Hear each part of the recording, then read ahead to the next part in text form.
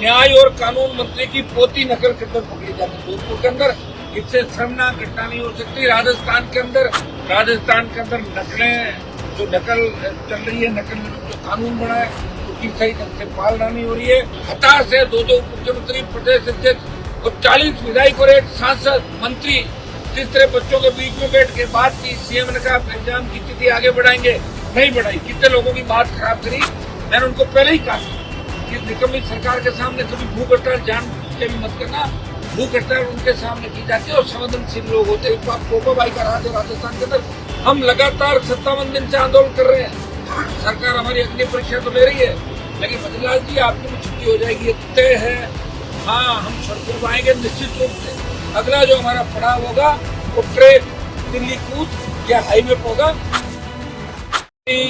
रद्द करने, आरपीएससी का पुनर्गठन, पेपर माफिया की गिरफ्तारी, राजस्थान के अंदर नकलें जो नकल चल रही है, नकल जो कानून बना है उसकी सही ढंग से पालना नहीं हो रही है। और न्याय और कानून मंत्री की पोती नकल करके पकड़ी जाती जोधपुर के अंदर। इससे शर्मनाक घटना नहीं हो सकती। राजस्थान के अंदर सिवाय आंदोलनों के कुछ भी नहीं चल रहा है। ये नौजवान सड़कों पे आरएएस भर्ती परीक्षा के अंदर आपने देखा कि भारतीय जनता पार्टी किस तरह हताश है दो मुख्यमंत्री, प्रदेश अध्यक्ष और 40 विधायक और एक सांसद मंत्री जिस तरह बच्चों के बीच में बैठ के बात की। सीएम ने कहा एग्जाम की तिथि आगे बढ़ाएंगे, नहीं बढ़ाई। कितने लोगों की बात खराब करी। और उन बच्चों की मानसिक स्थिति क्या होगी जो आरएएस मेंस का एग्जाम दे रहे हो। जीवन में एक दो बार मौका मिलता है। दूसरा, फर्स्ट ग्रेड के बच्चे जो बैठे हैं भूख हड़ताल पे, मैंने उनको पहले ही कहा था कि निकम्मी सरकार के सामने कभी भूख हड़ताल जान के भी मत करना। भूख हड़ताल उनके सामने की जाती है और संवेदनशील लोग होते हैं। पोपा भाई का राज है राजस्थान के अंदर। फर्स्ट ग्रेड के बच्चे आंदोलन कर रहे हैं। हम लगातार 57 दिन से आंदोलन कर रहे हैं। सरकार हमारी अग्नि परीक्षा तो ले रही है, लेकिन बजलाल जी आपकी भी छुट्टी हो जाएगी, ये तय है। हाँ, हम सड़कों पर आएंगे निश्चित रूप से। अगला जो हमारा पड़ाव होगा वो ट्रेन दिल्ली कूच या हाईवे पर होगा। उसके बाद आपसे नहीं समझेगा कि राजस्थान का नौजवान खुद जानता है अपने हक और अधिकार की लड़ाई। 1 लाख की आक्रोश रैली, जेल भरो आंदोलन, 57 दिन का संघर्ष और उसके बाद सरकार की छूट तक नहीं रहती। सरकार के किसी बड़े व्यक्ति ने बात नहीं करी। उस इंटरव्यू सरकार ने संभाग आयुक्त को और कमिश्नर को भेजा वहां पे और हमने उनकी बात रखी, सम्मान रखा कि कूच नहीं करेंगे। अगर उस दिन जयपुर की ओर कूच करते तो बहुत से लोगों को चोटें आ सकती थी, लग सकती थी, जान भी जा सकती थी। लेकिन हमने सरकार लोगों की भावनाओं को देखते हुए सरकार को अल्टीमेटम दिया। ये हमारा आक्रोश है कि प्रधानमंत्री और गृह मंत्री को संदेश दिया। प्रधानमंत्री से हमने टाइम मांगा मिलने का, अभी तक टाइम नहीं मिला। हमने कहा नहीं तो गृह मंत्री मिल ले, लेकिन जब तक समय नहीं मिलेगा या तो हमें ना दो तो फिर हम मिलने का दूसरा रास्ता जानते हैं, सड़क मार्ग या जैसा भी होगा हम करेंगे। और एक आध दिन हम वेट करेंगे। उसके बाद हम भी चाहेंगे कि 1 जुलाई का जो कोर्ट का कार्यक्रम, उससे पहले कुछ बड़ा किया जाए जिससे सरकार फिर जगे उठे।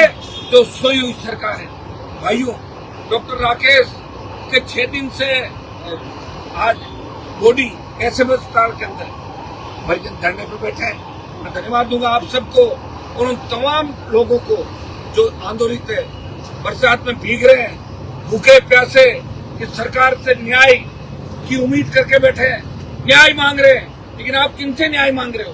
तो जब न्याय इन्होंने दिया ही नहीं कभी, जब इनका काम ही ऐसा नहीं, इनको खुद को ही दूसरे लोग न्याय दे रहे हैं, ये क्या राजस्थान के जवानों को न्याय देंगे? भाइयों, मैं इतनी अपील आप लोगों से करना चाहता हूँ। कल का हमारा 1 बजे का जो कूच है उसमें बड़ी तादाद के अंदर एसएमएस अस्पताल का भी ध्यान रखना अपने को। बहुत से मरीज है वहाँ, वो भी डिस्टर्ब नहीं होने चाहिए। अपने शांतिपूर्वक तरीके से आप लोग वहाँ हो गए धरना स्थल और वहां से कूच करेंगे भजनलाल की आवाज की तरफ। और कल का कूच एक नया ऐतिहासिक कूच होगा। अभी इसके अंदर ड्यूटी जयपुर शहर के अंदर जितने भी किसान के बेटे रहते हैं, चाहे वो किसी भी जाति के, ये नौजवानों को अब अगर तुम नहीं समझे तो 3.5 साल इसी तरह तुम्हारा शोषण होगा। और फिर जो सरकार रोज इधर उधर आप करते हो, वो सरकार भी शोषण करती रहेगी। कांग्रेस ने शोषण किया, भाजपा ने किया, आपकी किसी ने सुधरेगी। और जितने आपकी सुधरी है वो 25 साल से सत्ता को ठोकर मार के आपके बीच भीग रहा है, गर्मी में खड़ा है, सर्दी में खड़ा है। आखिर कब तक सरकार इम्तिहान लेगी? क्योंकि हमारे समाजों के जो नेता है वो तो सो गए सारे। उनको पता है अगली बार जीतता नहीं, तो जितना माल बटोरना बटोर लो और खा पी के चलते बढ़ो। अगली बार जो पिछली बार जो थे वो सोच रहे पहले वाला माल बचा लें, उसके बाद हम आ जाएंगे। मुख्यमंत्री कह रहे हैं कि कांग्रेस के नेता हमसे मिलने आ रहे रात को अंधेरे में, बड़े मगरमच्छ पकड़ेंगे। वो बड़े मगरमच्छ कब पकड़ोगे, उससे पहले आप खुद ही चले जाओ, कहां से बड़े मगरमच्छ पकड़ोगे। हमारी राजस्थान की सरकार को चेतावनी है, समय रहते राकेश बिश्नोई के परिजनों से बात करें और उनकी मांगे माने, नहीं तो कल आपसे कोई बात भी नहीं करेगा और अपने आप राजस्थान के नौजवान सड़कों में सरकार से लड़ेगा और संघर्ष करेगा। भाइयों, निश्चित रूप से न्याय में लंबा समय लग सकता है। अंग्रेज व्यापार करना है तो भारत के अंदर, लेकिन 150 साल से ज्यादा राज करके चलेंगे। आपसी फूट डालो राज करो। सरकार भी यही काम कर रही है। अब सरकार के कई मंत्री कह रहे कि परिजन हमें बिना पूछे वहां कैसे चलेगा। अब तो पूछेंगे, हर आदमी किसी को पूछेगा, अपने आप जाओ, सरकार की ड्यूटी है। जब राकेश ने सेलपोस खाई तो वहां के पुलिस प्रशासन ने इनको यहाँ क्यों भेजा। एम्स के अंदर तो एक मशीन चालू थी, लेकिन अपना झंझट कटे। जोधपुर वालों ने सोचा जयपुर में चले जाए, वहां होगा जो भी होगा। तो जोधपुर वालों को कार्रवाई करनी चाहिए। उन्होंने जयपुर कैसे भेजा, तो जयपुर भेज दिया। तो जयपुर वालों की ड्यूटी है वो बात करे। इनकी कोई बड़ी मांग नहीं है, लेकिन कल के बाद मांगों का एक ज्ञापन और जुड़ जाएगा। फिर न तो हम सरकार से बात करेंगे और न सरकार की तरफ देखेंगे। इसी तरह सरकार का सहयोग करते हुए और सरकार की ईंट से ईंट राजस्थान में बजा देंगे। तैयार हो जाओ, कल बड़ी लड़ाई हमें 1 बजे लड़नी है और कल आर पार की लड़ाई होगी। ये नौजवानों, बिना बुलाए, ये कोई बात का और शादी का कार्यक्रम नहीं है। यहाँ हर वक्त तैयार रहो। जयपुर में जो बैठे हो सारे आ जाओ, आसपास जो आ सके आसपास आ जाओ।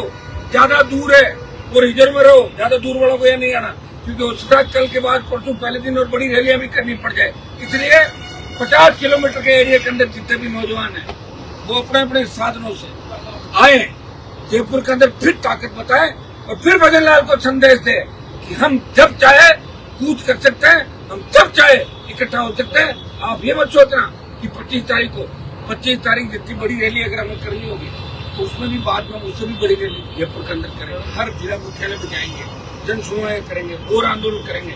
लेकिन अभी हमारे जो मुद्दे SI भर्ती, आरपीएससी का पुनर्गठन, रोज जो घटनाएं राजस्थान के अंदर हो रही है, आप बताइए। ICU के अंदर बलात्कार हो रहा है, थाने में बलात्कार, एम्बुलेंस में बलात्कार, अस्पतालों के अंदर इस तरह की घटनाएं, कोई सुरक्षित नहीं है। भाइयों, सुरक्षा की स्थिति आप देखो, कौन सुरक्षित है आप बताओ मुझे। एक डॉक्टर हमारे नागौर का रवि, जो वाटर कूलर में पानी भरने जाता है, के अंदर तीनों भाई डॉक्टर, अच्छा परिवार है, और करंट आके उसकी मौत हो जाती है। तो उस मामले में भी लीपापोती करे, जबरन पोस्टमार्टम करा के उनको डरा रहे। ये कतई बर्दाश्त नहीं होगा। मैं भजन लाल सरकार को चेताता हूँ कि आप लोग डॉक्टर रवि शर्मा के परिजनों को भी न्याय दें, नहीं तो हम इस मामले को भी इसके साथ जोड़ते हुए तमाम जो मुद्दे 19 से 25 के बीच जिस तरह रेजिडेंट डॉक्टरों ने समय समय पर इस तरह आत्महत्या की, कई दूसरे मुद्दे थे, उसमें सरकार ने 6 साल के अंदर हमेशा बरगलाने के अलावा काम नहीं किया। मौका कर भाग के आ जाते हैं, घोषणा कर देते हैं और फिर भाग जाते हैं। सरकार हमें थकाने की कोशिश कर रही है, हम थकने वाले नहीं है भजन लाल जी।